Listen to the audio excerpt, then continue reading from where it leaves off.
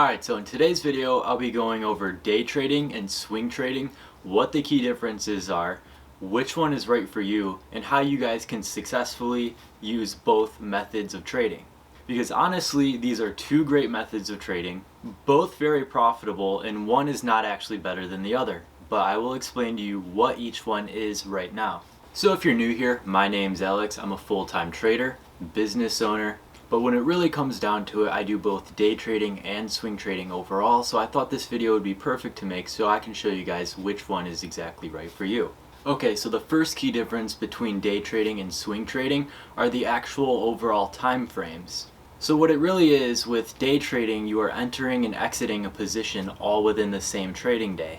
On the other hand, with swing trading, you take a position and you either sell that stock, ETF, or whatever it is that you're trading the next trading day, the next week, or even months in advance depending on your plan. So with swing trading, since you're actually holding that position for longer term, you do not actually have to sit in front of your computer screen that whole time and watching the charts like you would with day trading. So day trading, you're looking for these big intraday moves, so you really have to sit in front of your computer waiting for these to unfold in front of you. Now, regardless of the tools you use, even if you have, scanners, communities of traders, telling you these alerts and everything, you're still going to have to sit in front of these charts and wait for them to unfold in front of you.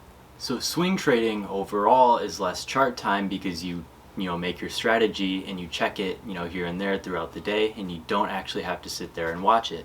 So both of these charts are going to be significantly different because you're looking for very different things with both.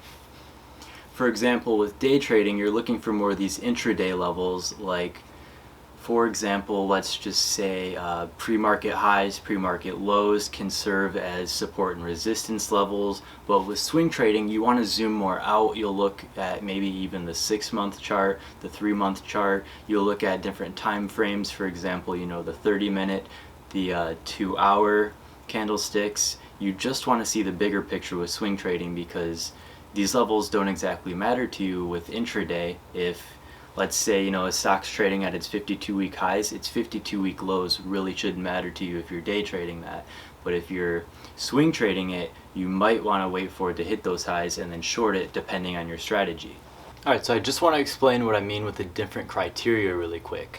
So right here with a horrible drawing I have up, we have an uptrending channel. Let's just pretend these are the candlestick charts right here, hitting the bottom, top, bottom, top, top, bottom. So following these candlestick charts where they're hitting each point on each channel, as you can see right here at bottoms, and if you're reading the charts correctly, you would expect it to go up. Now, based on everything that you know about these stocks, if you really do believe that it's going to go up to there based on your trading experience and knowledge, then you would take a position with a swing trade and probably ride it up to the top of that channel if it goes right. With day trading, this channel wouldn't really matter to you because it's most likely not going to reach the top that given day. Okay, for day trading purposes, I drew a different style of a chart. We'll be looking at different support and resistance levels, and I'll explain why right here. So this dashed line we'll say is 9:30 Eastern Time, which is when the market opens. All of this is pre-market, and I'll explain to you why each level matters. So this line right here is the pre-market high, which we'll put as a resistance, and this line right here is the pre-market low, which we'll put as a support. The market opens, the chart goes all over the place, and as you can look right here, it bottoms at this point right here. Now, just reading these intraday levels, if it builds a support at the pre-market lows, then you would have reason to believe that it's going up based on your trading strategy. The day trader, if they found confirmation at this point right here and reason to take the trade, would buy into a position and hopefully sell at some point up here.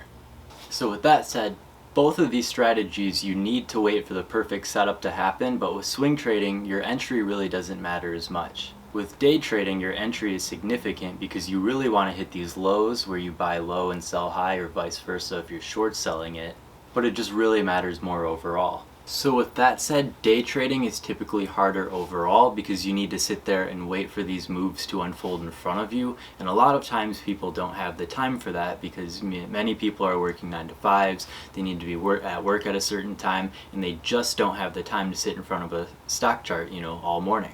So one is not actually more profitable than the other. You will not make more swing trading than you will day trading or vice versa, but I want to explain one concept.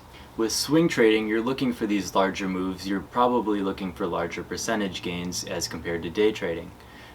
With day trading, you have all of these moves added together. For example, if you take 4 trades at $50 each, you made $200 that day with 4 different trades. Swing trading, on the other hand, if you want a 1-week swing trade, you would look for one move where you would make the same $200 within that same week. So really, just adapt your trading style to you and see where you go from there. So in general, when I see more people starting out, especially those with the 9 to 5, you would most likely want to start with swing trading. But just with any style of trading, you never want to stop learning, so the more you learn, the more advanced you'll get, and you can actually move into day trading from there if your swing trading picks up. So both methods of trading are great. I use both personally, and neither one is more profitable for me. But it's really all up to you guys with personal preference. Just mess around with it and see which one you like better personally. For me, I like to wake up early in the morning, hit some of these quick moves, and get on with my day because I'm a very busy person and I always have a lot to do. But as I said, it really just depends on the trader. So those are some of the key differences between day trading and swing trading. I hope you guys know the difference between them now, which one would be more suitable for you, and how to actually implement these trading strategies. If you'd like me to go more in depth in one of the 2 trading strategies, just let me know and I'm willing to help you guys out where I can. And if you've gotten anything from this video, go ahead and drop a like and subscribe as there's plenty more to come. But seriously, thanks for watching and I'll see you guys next time.